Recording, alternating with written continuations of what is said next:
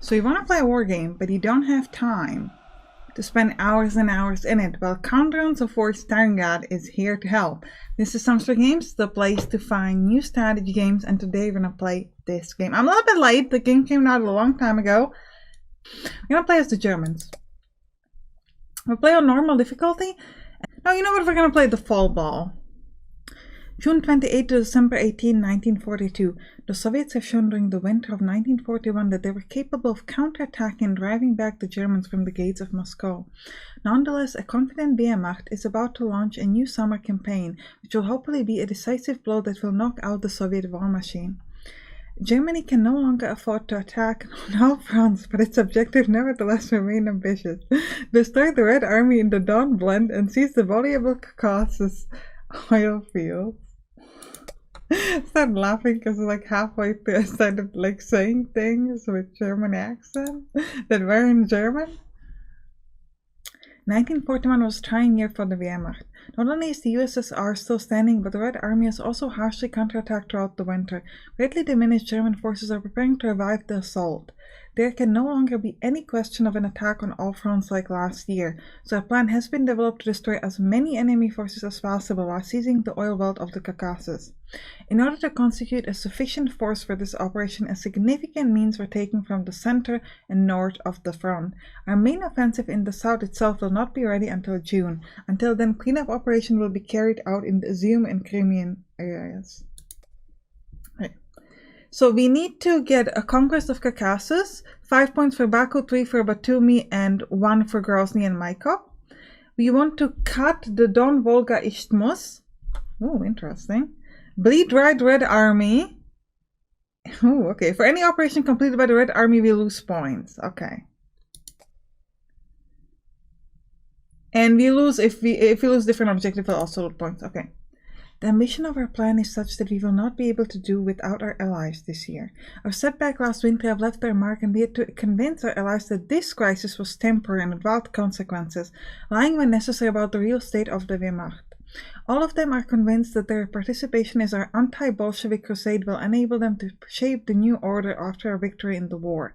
But signs of the fragility of the Axis and alliance are multiplying. Some allies are openly in a wait-and-see attitude and are even trying to establish contacts with Great Britain. How dare they?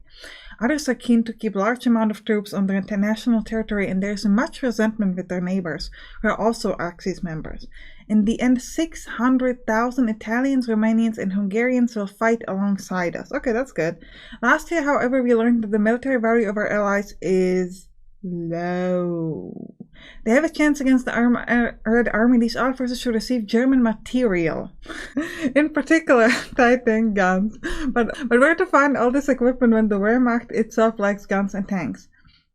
We can equip them to increase my cohesion. Cohesion is important because it will affect how easily sort of different attacks lower your morale. So if your morale is already low and then enemy does something, or if you're exhausted and then you want to do something, if your cohesion is low, you will take a bigger hit on your morale, essentially. And if your morale gets to 0, they will sort of run away. You equip allies by stripping German unit. Decrease cohesion of North and Center Army groups. Units increase Axis allies cohesion. Or we can just, no, we're going to equip them. It's cool. Our units from Army Groups North and Center has already been heavily involved in replenishing the units participating in Operation Fall Blau. Needless to say, our generals took badly the fact of having to part with more materials for the benefit of allies whose military value, which, in their opinion, is too low to make a difference. Troop cohesion of army. Okay, so we already read the effect, so we can just go. lot of events before we get to the fight.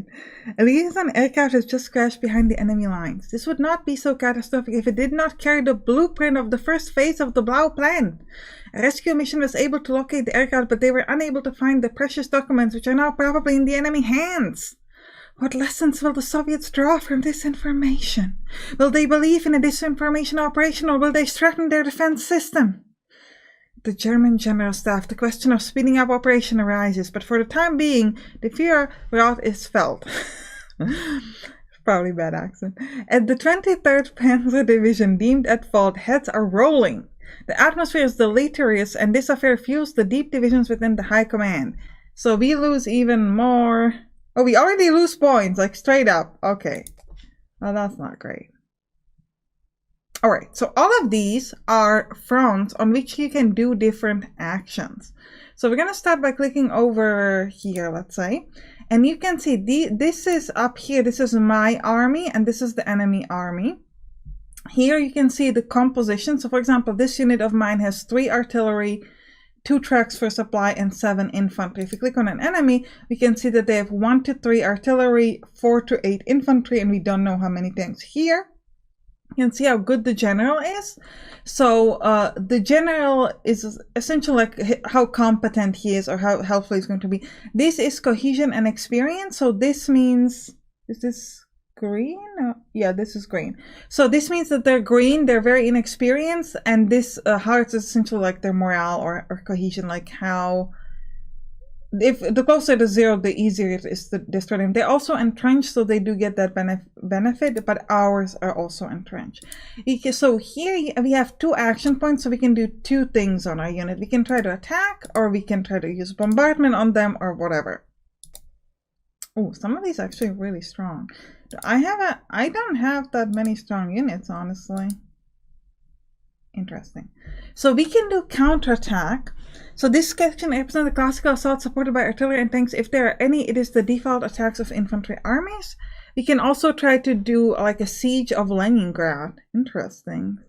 So what I could do is I could move it to a different front. So if I decide that I don't need the help here, I might want to move it elsewhere. This actually might be useful for some of our other fronts because they have a lot of units. Oh, we could destroy this probably. I think our best choice is... Ooh, I mean, I guess I'll click on the counterattack. Like if we get an attack, counterattack might be a good choice. Okay. Assault on Corps versus 54th Army. Sometimes it's up to the infantry to do the job. A violent assault has just started. Defenders' positions are strong and prepared. The fight will be tough. A violent artillery barrage opens the way for assault groups. So they lost 1 cohesion, but we didn't move our progress in the operations. So this is the overall progress. Now I could click, do another counterattack to try to help with a different unit of mine, if I wanted to. Or we could just like wait and do nothing. We're gonna try to do that. We're gonna do another counterattack. Ooh, now they lost 1 infantry and 1 cohesion. So that was actually pretty good. We're looking pretty okay so far. We don't have any more action points, so we're done on this front. So we can see that this is how we played over here. Now we can move here to Leningrad, for example, where we also have no action points, so we can't do anything. So we're just gonna stay up. Let me see where I have... Okay, all of these action points have been used. Okay, here. Wait, this one's empty as well, but this one's not. So here we have 2 more action points, and we can see a couple of information about the enemy. Also, by the way, this front width, it's important because it sort of tells you the number of armies it would take to effectively hold this front. So if he has less than that, it's going to be more difficult for us to essentially like control this. So these units are in reserve, so we can push them to the front to help, or we can keep them in the reserves. Currently the main, this unit is actually really strong, this 9 army. We have a lot of different composition of this army. We can set up, so we can do a couple things. We can split this, because it's a really strong, we can split this into 2 smaller armies. We could also focus on a hedgehog defense. This is important if there is nobody else. Actually, you can, instead of trying to hold the front, you can sort of split into smaller defensive area, which gives you a bonus of defense, and it can remove things like stretch lines or stragglers. You want to use this especially if you get past the enemy line, but then you're sort of alone there because your other units didn't get there fast enough. So then this would be a good thing to defend. I am considering splitting the army. But to be fair, we don't really have a problem with supply. I kind of want to do a counterattack because we have so many units and they don't. But if we do that, I worry that we'll get hurt. So let's start by using an air bombardment over here. And just try to, so they took 1 artillery and 1 infantry, and we're gonna risk it. It's probably not the best move, but I do want to do it. Okay. They lost 1 tank, 2 infantry, and 3 cohesion. And we are good so far. We'll see how much it's going to cost us when they start heading back, but we should be fine. Yeah, this we already used this, so we move to the next front. We don't have any command points over here, so we're good. Well, actually, good. We can't do anything. Okay, here. So, this is interesting. Fall Blue Phase 1. Warrens is an important railway junction which controls the north-south rail traffic. The capture of the city would greatly complicate the logistics of the Red Army. However, the road to Voronezh is crossed by many rivers. There's much opportunity for the Soviets to slow down or even stop the German offensive. So we want to move through this. Yeah, we want to move forward here into there.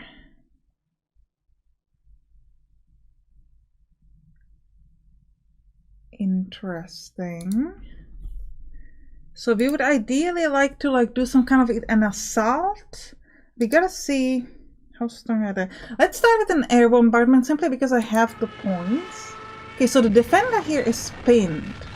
This is especially good because if we attack, they are going to be very likely to sort of run away or get hurt. So let's try another air bombardment. Okay, great. They're pinned as well.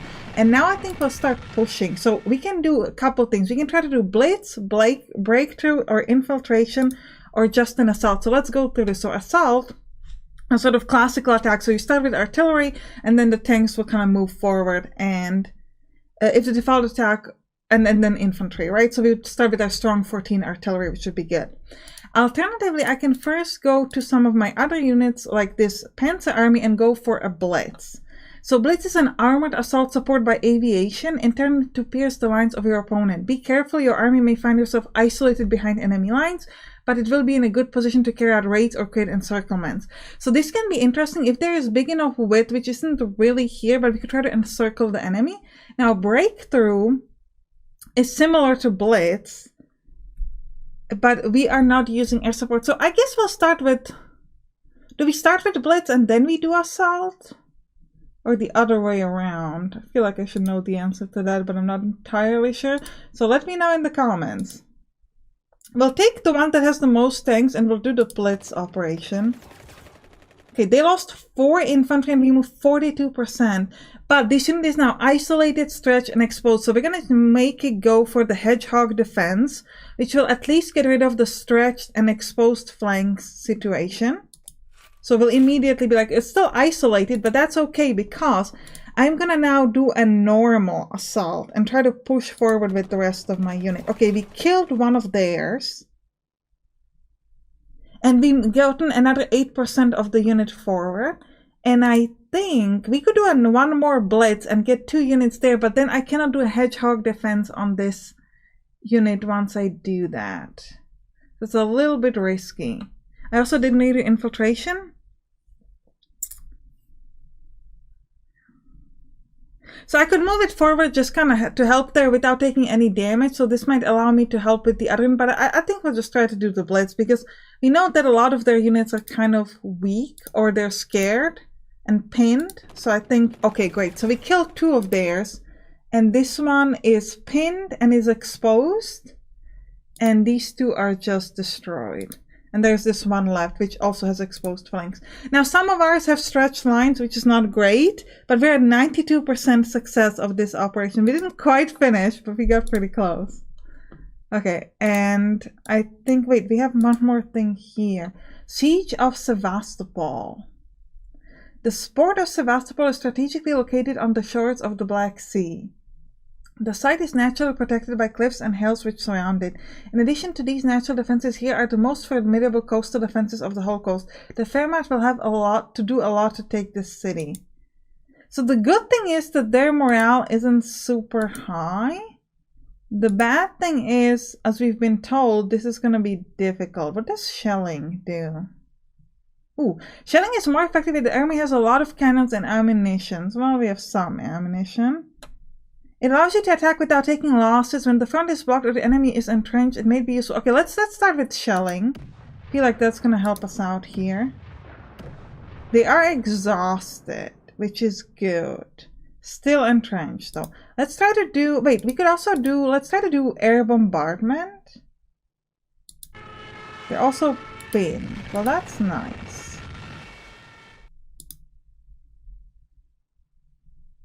I'll try one more set of shelling. Okay, so they are exhausted and pinned. Still feel like assault here is a bit risky. Do we want to try it? How big is mine? Is a 4 and 4 because we took some losses already. These guys are nothing. These guys are somewhat strong, and this is I guess.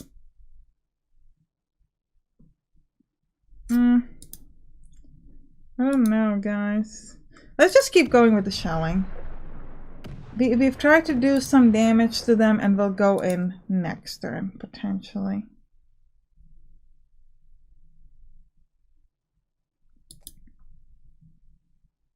Okay.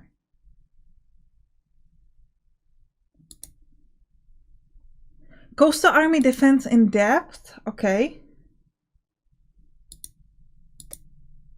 I can click on it, so just okay. So here, what is extreme heat? The temperature is about 40 degrees Celsius, making the fighting particularly difficult for the troops. Okay, I do, however, want to fight. So they don't have many units here, so we'll start with air bombardment, and then I think we'll just go into assault. Because, like, they are weak. You know what? Let's do one more shelling with the unit that has the highest amount of artillery. So we'll do one more set of shelling attacks, and now we'll just go for assault.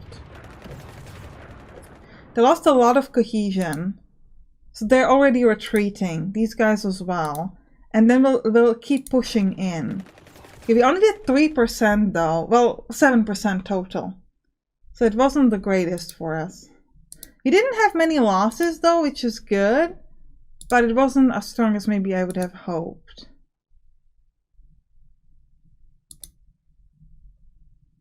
Okay, here, what happened here? We lost some.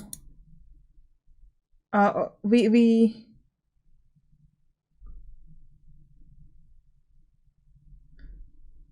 lost. I think we lost some progress. Is what it means. No, 10%. That's okay. Let's look at this one. We had 92, and they did some air bombardment on us. That's okay. They're mostly retreating, so I feel like we could just kind of go. I did like the sort of... Ooh, what is this? Reversed front. An armored assault intended to pierce the lines of the opponent. The only difference with Blitz is that air support is not grouped. Be careful. Your army may find itself isolated behind... Ooh, let's do behind the lines raid. That's cool. Let's do that. Or a deep raid. I don't really need to finish operation quickly because I'm pretty far off. So I think I can just go... I mean, we could do deep road at this point.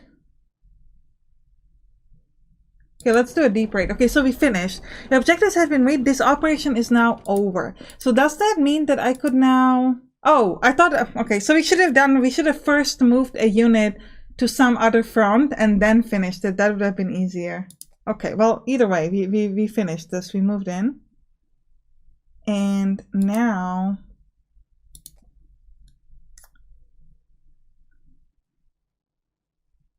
The German positions are in front of the Oka River and the town of Orel. A resolute Soviet offensive may push them back to the Desna River. Yeah, so we don't want to get pushed back. Okay, I think we'll just keep... Let's move this to the front. There's one unit there. Like, what's going to be the point of this? What is cleaning operations? A unit placed in reserve can carry out cleaning operation against brigands and partisan. If it is easy to get rid of brigands, operations against the partisan will have more uncertain result. This will raise barbarity. High barbarity is good in the sense that it will make the enemy lose cohesion a bit easier. I think we'll just entrench here. I don't necessarily know if you want to like move much in this area.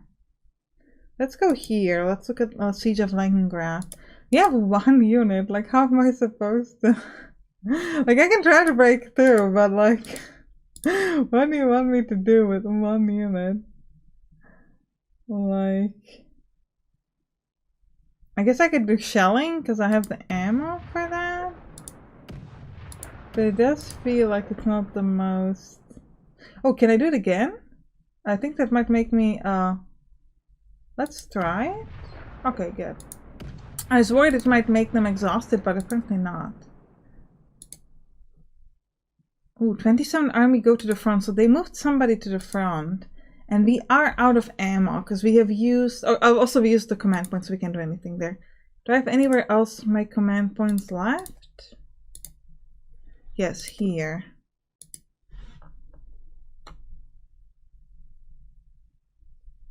Okay. I think here we might just want to hold, like let's just do an entrenchment or something.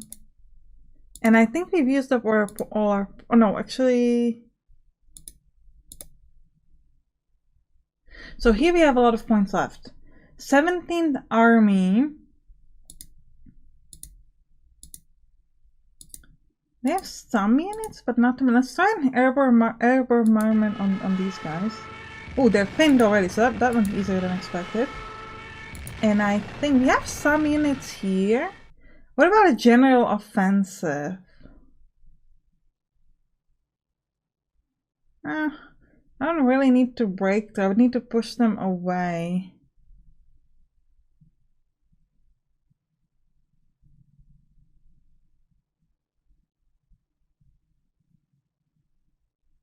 I guess I could try it.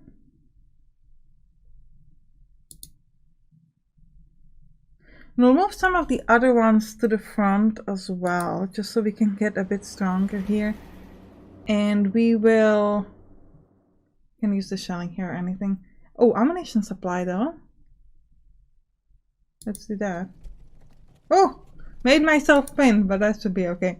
I think we're fine on this. Oh. A few days' travel from our troops' position extend the region of Voronyezh.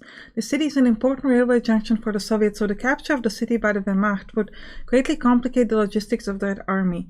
The region also has important Soviet aircraft factories. Finally, attacking the city would deceive the enemy about our intention by making them believe that Moscow is our main objective. While von Beck is a strong supporter of attacking the city, Halder believed that the capture of Voronyezh would distract us from our main objective, to surround and destroy the enemy in the Don Loop, while we are engaged in speedy race with an enemy route.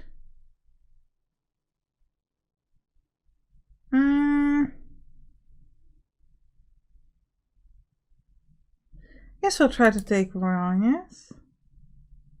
Voronyezh is not the first time the Germans have let themselves be distracted by secondary objectives to the point of derailing their main offensive. The Voronyezh episode does indeed seem like a repeat of Kalinin during the offensive towards Moscow in 1941. Historically, German mobile units allowed themselves to be drawn into street battles for which they were unprepared, instead of rushing along the Don. In-game, we have some intensives to make the same mistake, disrupting Soviet logistics, trying to grab a victory point in the process, increasing your opponent's focus on Moscow, etc. It's up to you to decide if these reasons are sufficient to delay your progress towards Stalingrad. Okay? Operational adaptation. Our operations call for an offensive in two main directions, east and south. It therefore seems logical to split Army Group South into Army Group A in the south and Army Group B in north and east. In this scheme, Feldmarschall von Bock, who commands Army Group South, would take command of Army Group B, and Wilhelm List would have that of Army Group A. Von Bock, with whom the Führer is already in permanent conflict with, is vigorously opposed to this decision. Although it's obvious that he is protesting against possible decrease in his power, some of his arguments make sense. The solution of the two groups would amount to dividing our efforts in two perpendicular directions, making the task of our logistics even more problematic. Let's keep it the way it is. The decision to split the German effort into two different totally directions to be pursued simultaneously and often seen as the main mistake made by the Germans. Oh, so we're glad we didn't make that mistake. The decision was in itself not stupid, if it was a question of pursuing the remnants of a crushed enemy. The strategic and disorderly retreat of the Army was interpreted as the final dislocation of the adversary rather than a maneuver intended to save that army from a giant encirclement. If you have chosen to keep the army group united, you can try to carry out the original plan by pushing towards Stalingrad before conquering the Caucasus as a second step. If you ever have chosen to split it, don't worry, other events will allow you to define which group you will give priority to. No, I just want to go back to the map. Guys, stop it. How can this city still resist when every day for the past month, one man's stain promises its imminent fall? Ooh, so I should have hurried up. I wasn't able to see like how many turns I have for it, so I wasn't sure like how quickly I have to go. Significant Axis forces are thus immobilized in Crimea by a handful of fanatic defenders. The exemplary resistance of Sebastopol electrifies the Soviet troops and makes the general staff doubtful. The nervousness of our Romanian allies seems to increase every day that this siege lasts. We're going to prioritize it. And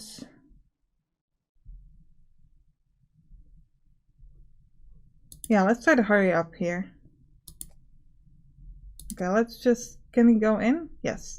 So they want us to really hurry with Sebastopol. We are only at 7% though. So we'll just assault. I have 6 action. I'll start with air bombardment and then I'll just go in and assault. As quickly as I can with as many units as I can. What is progress here? This action increases the operation progress depending on the weather supply conditions. Yes. Okay, yes. 100%. Good. We needed to do this. We got this. So we did this, we good. So we got Sebastopol and we're pushing here. Now, they did tell us that... how worried are we about Leningrad? What are we trying to... Because... Oh yeah, this is the one that we can't handle anyways, so... Because we get murdered. Okay, so if we want to do Leningrad, we need to send more people in. Like, we can't do that. Okay, but what about here? Looks like some of the units are real big here. We don't have any ammo, so we're gonna need to add, like, supply this. Which costs me a lot. I think I'm gonna take this and move it to the siege of Leningrad. And then we're gonna try to resupply this. And we'll just stay there. I have to check where I have more action points. Not here. About here. Okay, here we have 2.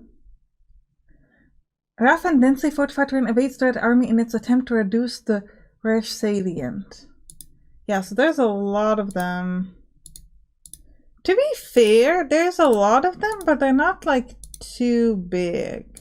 And we are very big. Oh, I don't know how... I guess I might go to the front just to sort of get a little bit more defensive. Let's just go to the front of everybody because we want to make sure that we're protecting it and we're not getting hit by them. Push towards Orel. Okay. Yeah, again, I'm not entirely sure how much we can push here because there's like a lot of them. And we used up all command points anyways. Okay, here. Here we're already moving in. Yeah, let's just do a breakthrough. Just keep moving through. We are stronger than they are, I think. We could do the shelling first because I have a lot of artillery. And then we'll break through. Okay, then we can do an assault as well.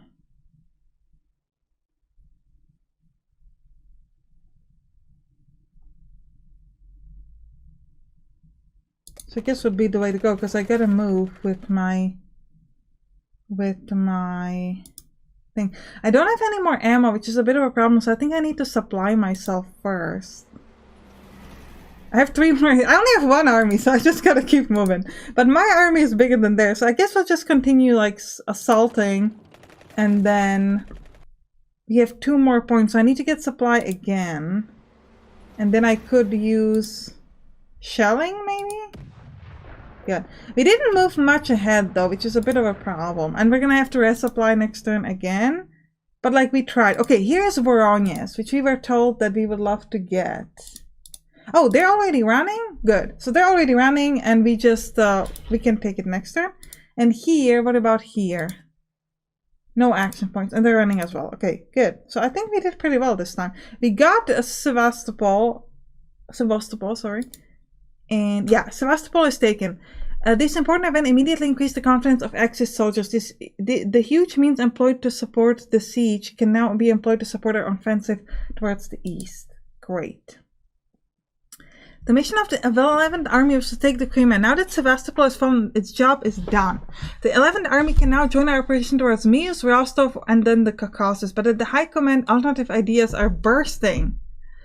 No, I don't think we want to go alternative path. Actually, we're way over time. We're going to end the episode here. Hope you enjoyed it. If you did, write down in the comments and click on the right to watch some other game that we play on this channel. See you there. Bye bye.